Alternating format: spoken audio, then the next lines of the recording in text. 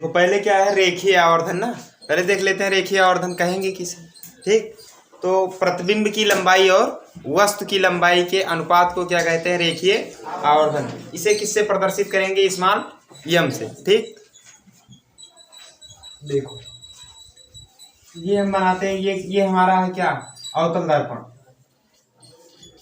क्या है, अवतल दर्पण। M1 M2। इसका ध्रुव क्या है, P। ध्रुव क्या है, P। ठीक, और वक्रता केंद्र क्या है, C। और फोकस क्या है, F। ठीक, इसमें हम सबसे पहले क्या करेंगे, एक वस्तु रखेंगे। एक वस्तु रखेंगे मुख्य अक्ष पर AB। रख दिया एक वस्तु AB। ठीक, अब देखो यहां से दो किरणें डालेंगे। एक किरण जाएगी मुख्य अक्ष के समांतर। अब जो किरणें मुख्य अक्ष के समांतर जाती हैं वो परावर्तन के पश्चात क्या होती हैं, फोकस से होकर जाती हैं। गई। इसके बाद एक किरण यहां से डाल देते हैं वक्रता केंद्र से होकर। कहां से, वक्रता केंद्र से। तो एक किरण डाल देते हैं ये वक्रता केंद्र से। अब जो प्रकाश की किरणें वक्रता केंद्र से होकर जाती हैं वो वहीं से वापस लौट आती हैं। ठीक, अब ये दोनों किरणें यही हमारे काट रही हैं, तो यानी जो प्रतिबिंब हमारा बनेगा यही बनेगा। कैसा बनेगा, उल्टा बनेगा, यानी B डैश और A डैश। इतना कर लोगी, इतने में कोई दिक्कत है। इसके बाद क्या करेंगे हम, यही ये देखो ध्रुव P है ना, ये जो PC रेखा है, ये जो PC रेखा है यानी ये जो मुख्य अक्ष है वो बिंदु P पर क्या है, लंबवत है। बिंदु P पर लंब का कार्य करेगा नहीं, क्योंकि ये गोलीय दर्पण है और गोलीय दर्पण की जो वक्रता त्रिज्या होती है वो परिधि पर लंब होती है। तो बिंदु P पर लंब होगा कि नहीं होगा, हो गया। यहां से एक किरण हम डालते हैं ऐसे, वस्तु AB के शीर्ष से एक किरण डालते हैं जो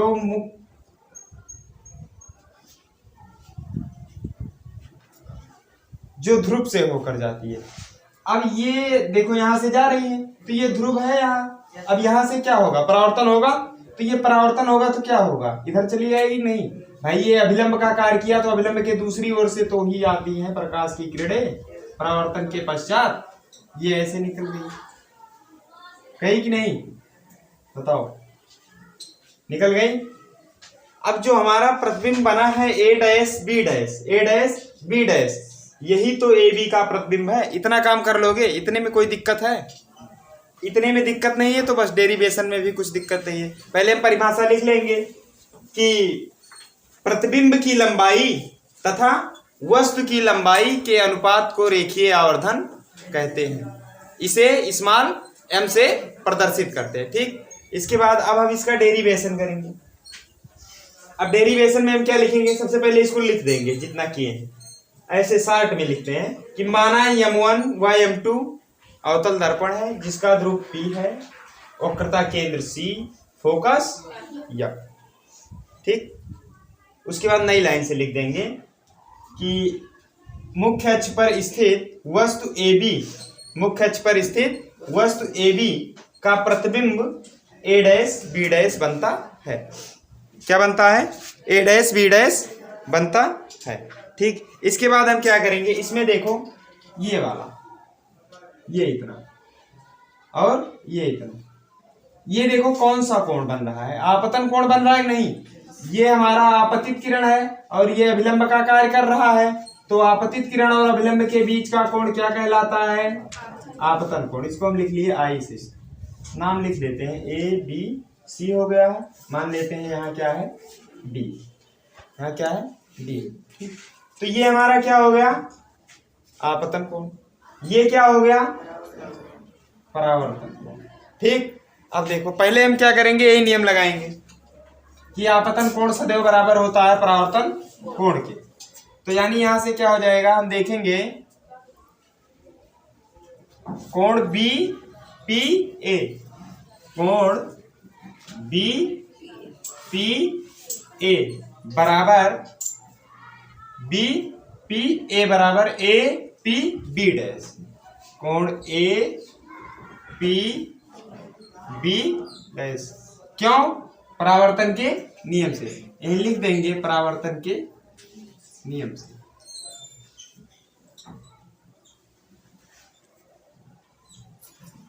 ब्रैकेट में लिख देंगे परावर्तन के नियम से। ठीक, ये आपतन कोण बराबर हो गया परावर्तन कोण के। ठीक, अब देखो, जो वस्तु से लेकर ध्रुव तक की दूरी होती है, जो वस्तु से लेकर ध्रुव तक की दूरी होती है, यानी क्या, एपी, यहां से लेकर जो ध्रुव तक की दूरी होगी वो क्या होगी, यू होगी।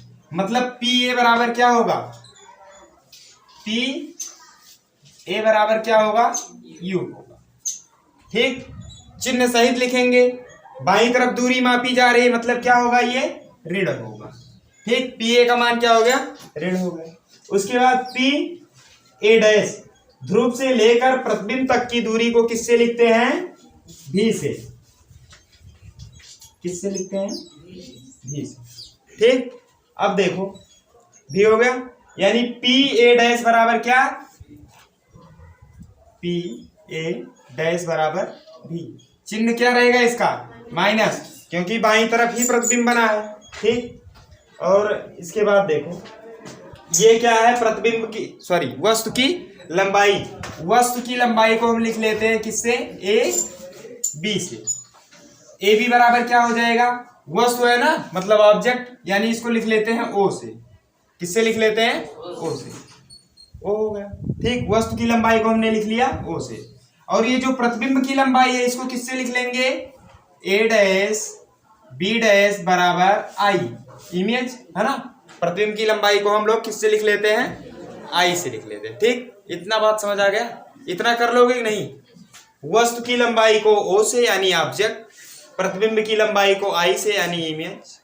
ठीक, ध्रुव से वस्तु तक की दूरी को यू से, और प्रतिबिंब से ध्रुव तक की दूरी को, इतना काम हो जाएगा।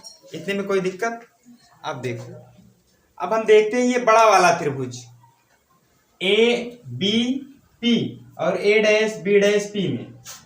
ठीक, त्रिभुज ए बी पी तथा त्रिभुज ए डैश पी बी डैश, इन दोनों त्रिभुज में देखेंगे ए बी पी तथा ए डैश पी बी डैश, ये वाला, ये बड़ा वाला त्रिभुज, ये और ये वाला। ठीक, यही दोनों त्रिभुज देखेंगे। ठीक, आप मैथ में पढ़े होंगे, नहीं तो आगे पढ़ाया जाएगा कि समकोणिक त्रिभुज, समकोणिक, समरूप जान रहे हो ना। समरूप का मतलब क्या होता है, समान आकार का होता है। ठीक, आकार समान रहना चाहिए बस। ठीक, मतलब जो आकृति है वो समान होनी चाहिए। बड़ा और छोटा अलग बात, बड़ा छोटा हो सकता है। ठीक, लेकिन समान होना चाहिए आकार में। ठीक, मान लो गोल है तो चाहे वो छोटा सा रहे और चाहे बड़ा सा रहे, तो हम कहेंगे आकृति कैसी है, समान। समझ रहे हो ना। तो समरूप में क्या होता है, आकृति समान रहती है। बड़ा छोटा हो सकता है लेकिन जो आकृति होगी वो समान रहती है, तो उसे समरूप कहते हैं। ठीक, इसमें हम देखेंगे ये दोनों त्रिभुज हमारे क्या है, समकोणिक हैं। ठीक, वही समरूप समकोणिक है। समकोणिक का मतलब ये होता है कि सभी कोण समान है, कोण समान है समकोणिक में। ये देखो कैसे समान है, ये देखो 90 अंश दिख रहा है नहीं दिख रहा है, ये 90 अंश दिख रहा है नहीं दिख रहा है, हैं? दिख रहा है ना। और उसके बाद ये 90 अंश हो गया, ये 90 अंश हो गया। ठीक, और फिर कौन सा, ये वाला कोण देखो, ये वाला कोण और ये वाला कोण समान है नहीं, परावर्तन के नियम से कोण आई बराबर कोण आर के समान है ना। तो जब ये और ये बराबर हो गया, ये और ये बराबर हो गया, जब किसी त्रिभुज के दो कोण बराबर हो गए तो तीसरा तो होगा ही ना बराबर, क्योंकि त्रिभुज के तीनों कोणों का योगफल 180 तो होता है। जब 120 मान लो, 100, 120, 100 हो गया तो 120 हो गया ना। बचा कितना, 60 तो बचा। अब जो दूसरा कोण बचा है अगला वाला वो कितना 60 अंश का तो होगा। तो जब दो कोण आपको दिख रहे हैं समान है तो तीसरा अपने आप समान होगा। ठीक, तभी हम इसको कहें क्या कि त्रिभुज ए बी पी तथा त्रिभुज ए डैश पी बी डैश क्या है, समकोणिक है। पहले लिख लेते हैं समकोणिक त्रिभुज और क्या,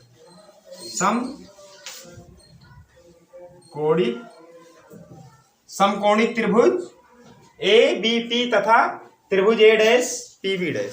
समझ गए।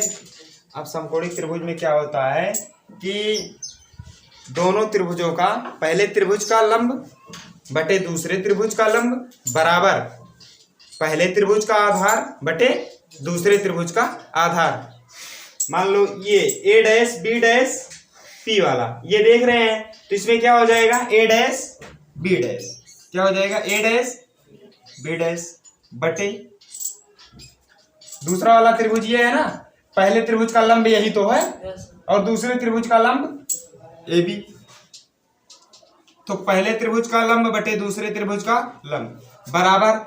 अब जो त्रिभुज इधर देखे हैं, जिस जो सा त्रिभुज इधर लिए हैं हम वही त्रिभुज का आधार देखेंगे। ए डैश बी डैश हमने लिया है ना, तो इसी का आधार देखेंगे यानी ए dash P, A dash P बटे दूसरा वाला त्रिभुज ये ए बी ये वाला है तो इसका आधार लेंगे। इसका आधार क्या है, पूरा पी से लेकर ए तक, यानी क्या हो गया पी ए हुआ। अब देखो क्या करेंगे, हम सबका मान रख देंगे। इसको मान लेते हैं समीकरण 1। ठीक, अब P A dash A B और ए डैश बी डैश सबका मान रख देंगे। ठीक, यहाँ देखो ए डैश बी डैश का मान कितना है, आई है ना। लेकिन देखो आई नीचे बन रहा है प्रतिबिंब ना, यानी जो प्रतिबिंब की लंबाई होगी वो किस में होगी, माइनस में होगी। समझ गए नहीं। तो यहां से हम क्या लिख देंगे माइनस आई बटे ए बी क्या है, ओ है, ओ तो ऊपर ही है ना मुख खच के, मतलब प्लस ही रहेगा, तो बटे ओ बराबर ए डैश पी देखो ए डैश पी यही तो है, इसीलिए पहले इसको हमने लिख दिया। ठीक है, ताकि वहां ढूंढना ना पड़े आपको। ठीक, तो इसका मान क्या है माइनस भी, और पी ए कितना है माइनस यू बटे माइनस यू। अब देखो ये माइनस खत्म और ये माइनस ऊपर ही चला जाएगा, तो यानी आया क्या आई बटे ओ बराबर माइनस भी बटे यू। ठीक, यही रेखीय आवर्धन का सूत्र है, इसी को हम लिखते हैं रेखीय आवर्धन यम बराबर आई बटे ओ बराबर माइनस भी बटे यू। बस इतना ही करना है। समझ पाए कि नहीं, बताओ कोनो दिक्कत है, आ गया ना। चलो इसको लिख लो, उसके बाद फिर इस पे सवाल बताते हैं कैसे आता है। ठीक।